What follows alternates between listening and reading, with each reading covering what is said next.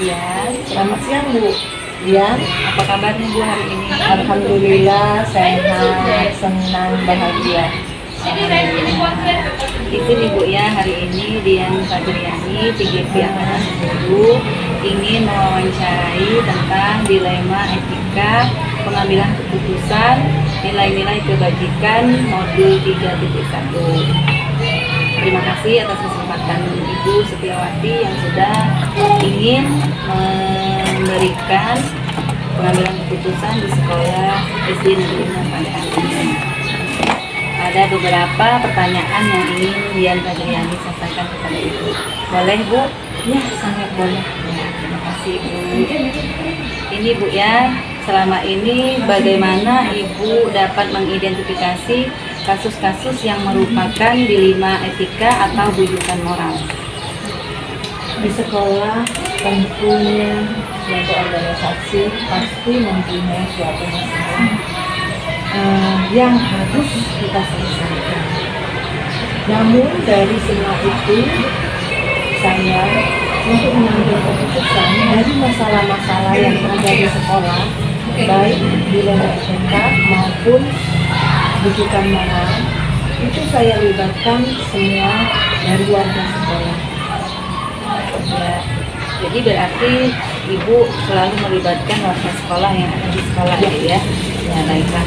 Yang kedua, selama ini bagaimana Ibu menjalankan pengambilan keputusan di sekolah Ibu, terutama untuk kasus-kasus di mana ada dua kepentingan yang sama-sama benar atau sama-sama mengandung nilai kebajikan? Yang pertama, saya mengidentifikasi masalah tersebut. Apa sih masalahnya? Bagaimana sih sisi masalahnya? Selanjutnya juga, setelah mengadakan identifikasi, saya berdiskusi, memanggil anak yang mempunyai masalah. Nah, pertama di sini masalah yang Ibu Wati alami ini masalah kenaikan kelas. Kenaikan kelas itu merupakan keputusan yang sangat berat bagi saya untuk menentukan keputusan tersebut, di mana anak sebenarnya itu tidak mampu untuk ke jenjang berikutnya. Namun dari sisi pendidikan terkait undang-undang yang ada bahwa anak harus tetap naik kelas walaupun anak tersebut belum bisa membaca, kurang lancar membaca. Dengan itu saya mengidentifikasi kenapa sih anak ini kok sulit untuk membaca. Dari situ saya panggil di kelasnya, saya ajak diskusi apa kendalanya. Oh, ternyata banyak sekali kendala yang dialami oleh anak ini, terutama kehidupan mereka sehari-hari di rumah maupun kehidupan pribadi mereka. Ini rata-rata memang anak-anak yang orang tuanya bekerja sehingga kurang perhatian di rumah dari orang tuanya. Jadi Ibu sudah mengetahui identifikasi masalah dari sekolah SD Negeri 6 Taman Ubi tentang kenaikan kelas, masalah anak yang belum bisa membaca ya. Nah, selanjutnya langkah-langkah atau prosedur seperti apa yang bisa Ibu lakukan selama ini? Saya mengadakan sebelumnya saya diskusi dulu bersama di kelas dan rekan-rekan guru yang lain untuk mengambil tindakan apa yang harus kita lakukan untuk membantu anak yang demikian. Ini anak sebenarnya ini bisa, hanya saja kurang perhatian dari orang tua, oleh kesibukan orang tua, sehingga kurang diperhatikan membuat mereka terlambat untuk bisa membaca. Bahkan anak tersebut ada yang membantu orang tuanya mencari uang, mencari nafkah. Di sini kami mengadakan diskusi bersama guru-guru, untuk mencari jalan keluar, membantu anak ini supaya dapat membaca. Dari situ kami memperoleh keputusan.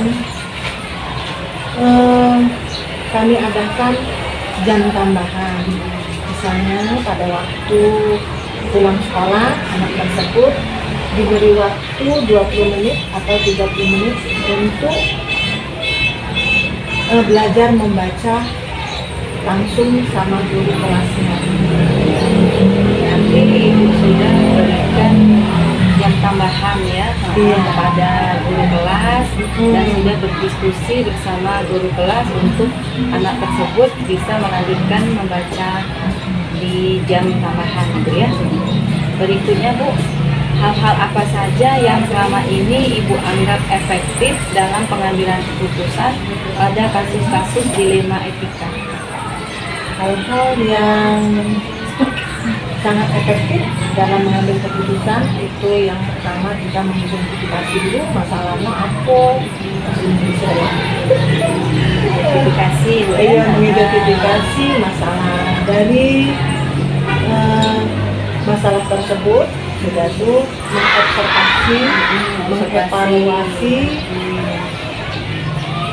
dan saya mengambil tindakan yang menurut saya keputusan itu berpihak kepada peserta didik. Berarti Ibu sudah mengidentifikasi, mengobservasi dan mengevaluasi peserta didik ya, dan selalu berpihak kepada peserta didik.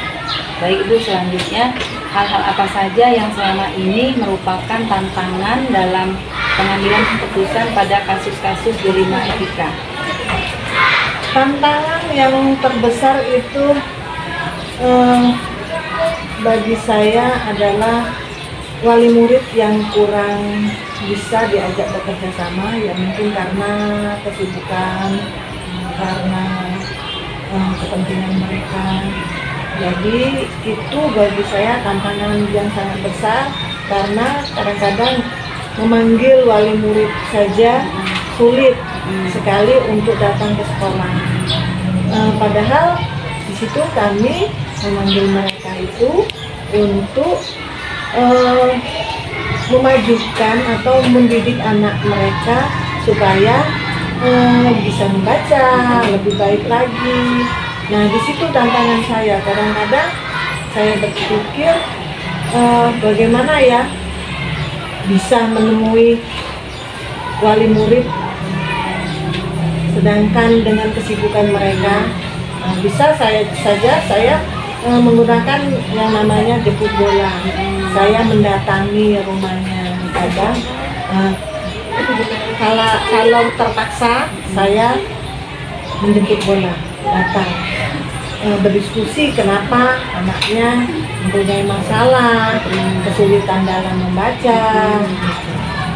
Ya, berarti Ibu sudah bekerja sama dengan orang tua, dengan tantangannya tadi kan wali murid tadi susah untuk diajak datang ke sekolah. Ternyata Ibu mengambil keputusannya itu dengan menjemput bola ya, datang ke rumahnya, lalu Ibu diskusi untuk mendiskusikan tentang pembelajaran anak ini tadi ya. Ya baiklah Ibu, selanjutnya apakah Ibu memiliki sebuah tata cara atau jadwal tertentu dalam sebuah penyelesaian kasus dilema etika? Apakah Ibu langsung menyelesaikan di tempat atau memiliki sebuah jadwal untuk menyelesaikannya? Bentuk apa, prosedur seperti apa, dan bagaimana Ibu jalankan? Kalau menurut waktu ya sebenarnya masalah itu kalau lama-lama kita biarkan tidak baik ya. Semestinya harus cepat diselesaikan. Namun kita menyelesaikan masalah tersebut bukan berarti langsung mengambil keputusan. Di situ kita artinya harus melihat dulu, mengidentifikasi masalahnya apa. Apa masalah ini, masalah pribadi atau masalah sosial. Jadi harus kita identifikasi bersama. Kalau masalahnya tidak begitu berat, keputusan itu bisa langsung saya ambil. Nah, apabila memang masalah tersebut begitu rumit, itu saya membutuhkan bantuan tentunya dari pihak-pihak tertentu seperti warga sekolah, guru, wali murid. Bisa juga saya berkoordinasi dengan dinas pendidikan. Oh ya, berarti Ibu mengambil keputusannya dengan cepat menyelesaikannya tergantung dengan jenis masalah yang dihadapi ya. Setelah itu Ibu identifikasi masalahnya apa, lalu berdiskusi dengan pihak-pihak yang bersangkutan dengan pendidikan ya, yaitu dinas pendidikan, warga sekolah, masyarakat juga Ibu ya. Ya. Sekarang adakah seseorang atau faktor-faktor apa yang selama ini mempermudah atau membantu Ibu dalam pengambilan keputusan dalam kasus-kasus dilematika? Untuk mengambil suatu keputusan di dilematika, faktor-faktor yang mendukung saya, karena ini di sekolah, saya sebagai kepala sekolah itu tentunya guru-guru yang ada di sekolah saya sangat mendukung faktor-faktor dalam pengambilan keputusan. Ya, nanti Ibu tetap mengajak guru-guru ya yang ada di sekolah untuk menjalankan semua faktor-faktor dan bisa mempermudah pengambilan keputusan dilematika. Nah, Ibu, ini pertanyaan yang terakhir. Dari semua hal yang telah disampaikan, pembelajaran apa yang dapat Ibu petik dari pengalaman Ibu mengambil keputusan dilematika? Jadi pelajaran yang dapat saya petik dari mengambil keputusan dilematika itu saya dapat berkolaborasi bersama guru, wali murid, masyarakat maupun dinas pendidikan dalam mengambil suatu keputusan yang bertanggung jawab dan tentunya yang berpihak pada peserta didik. Oh ya, berarti Ibu selalu mengambil pengalaman dari pengambilan keputusan ini secara berkolaborasi bersama warga sekolah, bersama dinas pendidikan dan masyarakat ya, untuk pendidikan peserta didik di masa sekarang dan akan datang ya. Ya, mungkin itu saja Ibu untuk wawancara pada hari ini. Saya sangat berterima kasih atas kesempatan yang sudah diberikan oleh Ibu Setiawati kepada saya atas jawaban-jawaban yang sangat bermanfaat untuk saya. Saya ucapkan terima kasih. Sama-sama Ibu.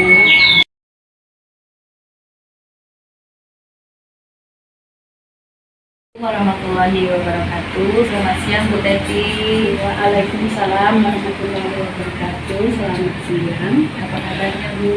Alhamdulillah sehat baik. Izin Bu Teti ya. Iya. Saya Dian Fajriani dari calon guru penggerak angkatan 10 SD Negeri 6 Pangkubi, Kabupaten Gunung Alpa, Penonton Ilir, ingin mewawancarai Ibu Teti Karolina, SPDSD di SD Negeri 1 Pangkubi ini. Iya. Boleh Bu ya? Boleh. Ya, terima kasih Bu izin waktunya. Ada beberapa pertanyaan nanti yang akan saya tanyakan. Baiklah Ibu, untuk pertanyaan yang pertama, selama ini bagaimana Ibu dapat mengidentifikasi kasus-kasus yang merupakan dilema etika atau rujukan moral? Yang kasus-kasus itu ya yang terjadi di sekolah maksudnya. Iya, Nah, kami mendapatkan informasi tersebut ya. Pertama dari rekan-rekan guru, pendidik dan rekan-rekan kerja satu sekolah ya. Kemudian ada juga dari orang tua siswa. Nah, kemudian juga ada kegiatan rutin kepala sekolah itu melakukan supervisi kelas. Iya. Nah, jadi di situ kita dapat mendapatkan informasi kendala-kendala apa yang dihadapi oleh sekolah selama ini Iya, berarti Ibu mendapatkan identifikasi ini bersama rekan guru, Iya. keluarga sekolah, orang tua, untuk mendapatkan masalah dari peserta didik ya. Iya. Ya, untuk Informasinya ya. informasinya ya. Baik Ibu, untuk pertanyaan selanjutnya, selama ini bagaimana Ibu menjalankan pengambilan keputusan di sekolah Ibu, terutama untuk kasus-kasus di mana ada dua kepentingan yang sama-sama benar atau sama-sama mengandung nilai kebajikan? Yang selama ini kami mengambil keputusan dimusyawarahkan dengan rekan kerja guru dan teknik serta warga sekolah, kemudian wali kelas, wali orang tua, Ya. kemudian juga ada ketua komite dan pihak-pihak yang berkepentingan. Ya, berarti Ibu masih mengajak ketua komite ya, musyawarah. musyawarah bersama dengan ketua komite orang tua ya. Iya. Ya, selanjutnya Bu, pertanyaan yang selanjutnya yaitu langkah-langkah atau prosedur seperti apa yang biasa Ibu lakukan selama ini? Yang pertama sekali bermusyawarah dengan warga sekolah ya, rekan kerja, kemudian musyawarah dengan pengawas ya.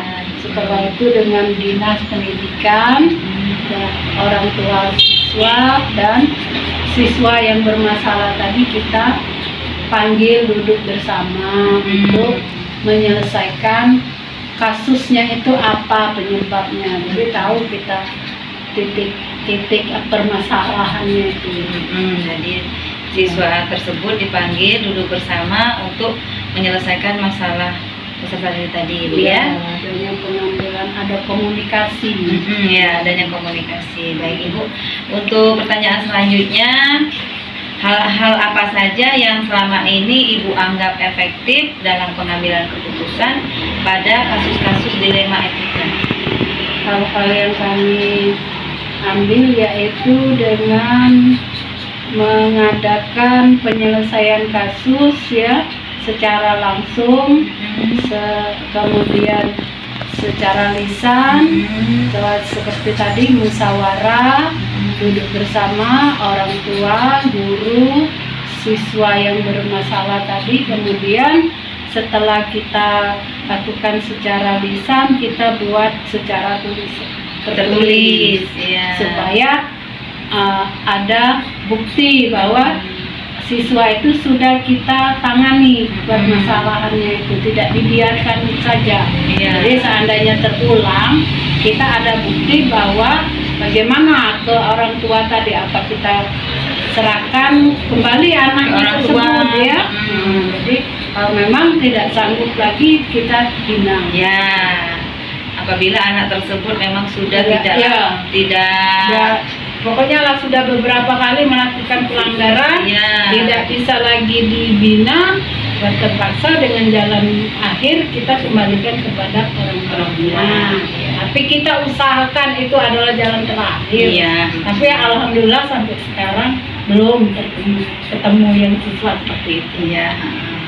Masih bisa dibina ya. Ya, karena orang tua semuanya bekerja Ya, sama ya. orang tuanya masih mau bekerja sama mau Pihak sekolah.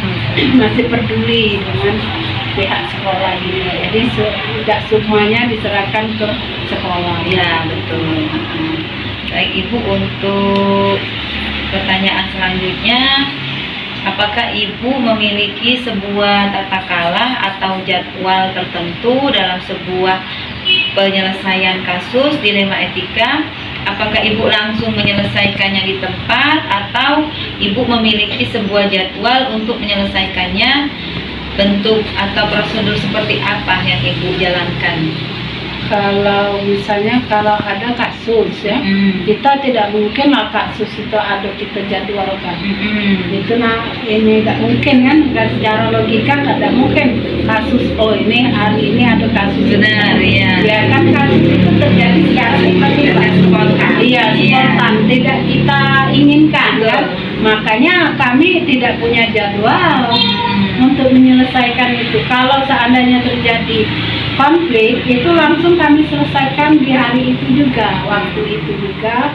Kalaupun belum juga selesai, kita tindak lanjuti bagaimana selanjutnya yang misalnya terjadi misalnya pembulian ya. Betul ya. Itu ya, itu kita panggil dulu anaknya, buat perjanjian, misalnya kita yang anak yang merasa dibully tadi biar dibuat nyaman, merasa ini buat perjanjian.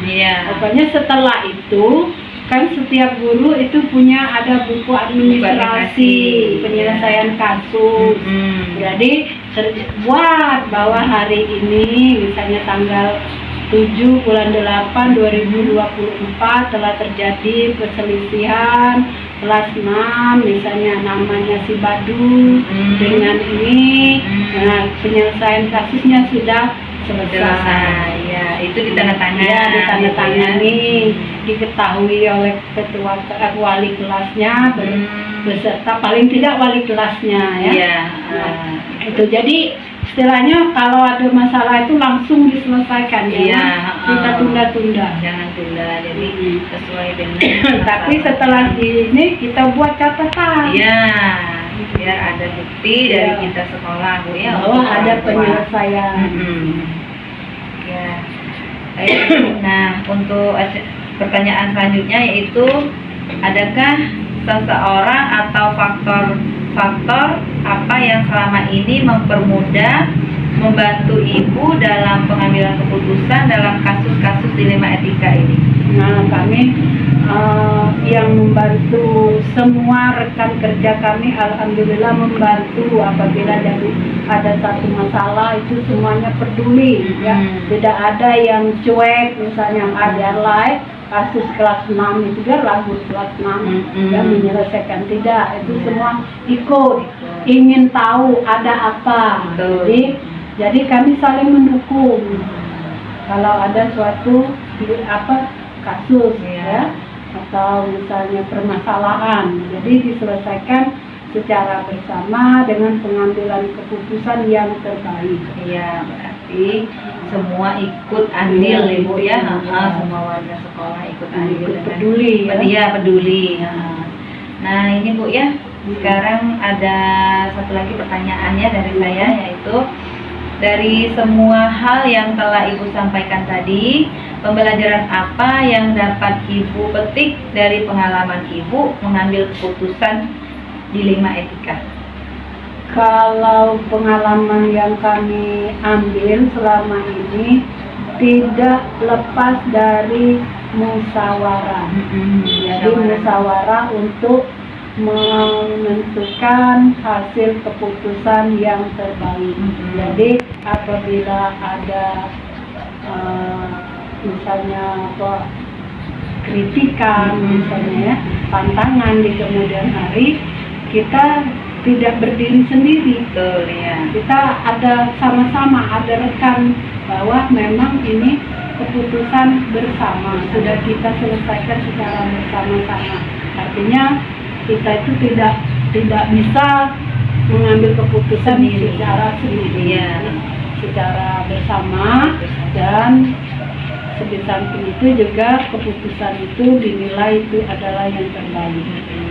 Jadi keputusan itu diambil secara bersama-sama, saling bantu. Saling bantu, di mana kita menentukan permasalahan itu, penyelesaian itu jalan yang terbaik. Ya, tetap berkolaborasi dengan rekan guru, dengan pihak masyarakat, dinas, pendidikan, terutama karena kita bernaung di dinas pendidikan. Iya, betul.